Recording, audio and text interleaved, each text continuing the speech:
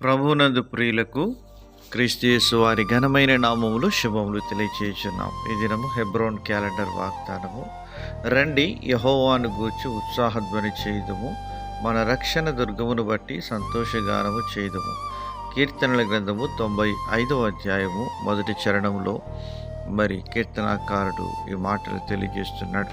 Hebrew 4:7 ప్రకారం బహుశా ఈ కీర్తన దావీదు రాసి ఉంటున్నాడని చరిత్రకారుల ఆధారం. ఆ మాటకు వస్తే కీర్తనలన్నీ కూడా దేవుని వాక్యం అంతటి కూడా రచనకర్త పరిశుద్ధాత్మ దేవుడుగా చెప్పుకొనవచ్చు. ఎందుకనగా ప్రవచనం ఎప్పుడు కూడా మనిషిని యొక్క ఇచ్చను బట్టి కలగలేదు, కానీ పరిశుద్ధాత్మ ప్రేరేపణ వలన కలిగిందని దేవుని వాక్యంలో 2వ పేతురు రాసిన పత్రిక 1వ అధ్యాయం చివరి వచనంలో పేతురు దైవజనుడు రాస్తూ మాట్లాడుతున్నాడు. ప్రియమైనటువంటి దేవుని ప్రజలారా, నిజానికి మన యొక్క ఆధ్యాత్మిక జీవితంలో మనం ఉత్సాహధ్వని చేసే వారంగా లేము. ఎందుకనగా పాపం అనే బానిసత్వంలో మానవాళి మగ్గిపోతున్న తరుణంలో దేవుడు పరము నుంచి మానవుని యొక్క దీనస్థితిని గమనించి ఆయన ఈ లోకంలోకి వచ్చి పాప బానిసత్వం నుంచి మనల్ని విడిపించి ఆయన క్రీస్తు యేసులో మనల్ని స్వతంత్రులుగా చేస్తూ వచ్చినాడు.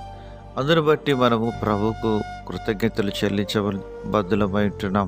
మన పితరులైనటువంటి ఇశ్రాయేలును ఐగుప్తు యొక్క బందీఖానాల నుంచి ఆయన విడిపించి కానానులోనికి నడిపిస్తూ వచ్చినాడు. ఆ విధంగా దేవుడు శత్రువుపై సంపూర్ణమైనటువంటి విజయం అనుగ్రహించిన విధానాన్ని బట్టి ప్రభువుకు వారు కృతజ్ఞతాస్తుతులు చెల్లిస్తూ ఉంటున్నారు. ఎఫెసీయులకు రాసిన పత్రిక 5వ అధ్యాయం 19-20 వచనాల్లో కూడా అపోస్తలుడైన పౌలు గారి ద్వారా దేవుడి మాటలు చెప్తున్నాడు. ఒకరినొకడు కీర్తనలతోనూ సంగీతములతోనూ ఆత్మ సంబంధమైన పాటలతోనూ హెచ్చరించుచు మీ హృదయములలో ప్రభువును గూర్చి పాడుచు కీర్తించుచు మన ప్రభువైన యేసుక్రీస్తు పేరిట సమస్తమును గూర్చి తండ్రి అయిన దేవునికి ఎల్లప్పుడూ కృతజ్ఞతాస్తుతులు చెల్లించుచు అంటున్నాడు. అవునండి, ఎల్లప్పుడూ దేవుని ఆరాధించేది ఆత్మీయ అనుభవంగా ఉంటుంది. పౌలు గారు అంటున్నారు, ఎల్లప్పుడూ ప్రభువునందు ఆరాధించుడి, మరలా చెప్పుదును ఆనందించుడి అంటున్నాడు. ప్రభువును రుచించిన వారే ఎల్లప్పుడూ ఆరాధించేవారుగా ఉంటారు. అలాగనే ఆరాధించి ఆయన చేసిన మేలును ఉపకారమును బట్టి దేవునికి కృతజ్ఞతాస్తుతులు మనం చెల్లించబద్ధులమై ఉంటున్నాం. ఎందుకనగా ఆయన మనకు రక్షణ దుర్గముగాను, ఆయన కోటగాను, ఆయన కొండగాను ఉంటున్నాడు. ప్రియమైనటువంటి దేవుని ప్రజలారా, ఆయన మనకు ఆశ్రయముగా ఉంటున్నాడు. ఆయనలో మనం దాచబడిన వారంగా ఉంటున్నాం.